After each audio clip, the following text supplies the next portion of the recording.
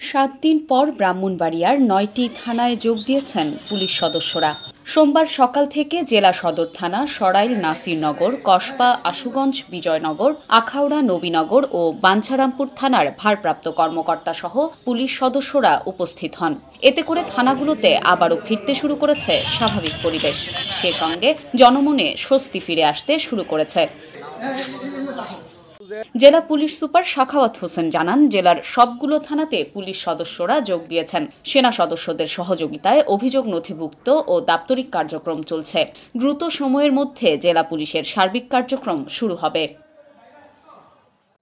উল্লেখ্য, 5 আগস্ট প্রাক্তন প্রধানমন্ত্রী শেখ হাসিনার দেশ ছাড়ার পর ব্রাহ্মণবাড়িয়ার সদর থানা সহ আশুগঞ্জ, আখাউড়া, কসবা, বিজয়নগর থানায় হামলার ঘটনা ঘটে। এতে সদর থানা একেবারে ধ্বংসপ্রাপ্ত হলেও অন্যান্য থানাগুলোর তেমন ক্ষয়ক্ষতি হয়নি। এরপর থেকে জেলার 9টি থানার কার্যক্রম পুরোপুরিভাবে বন্ধ ছিল।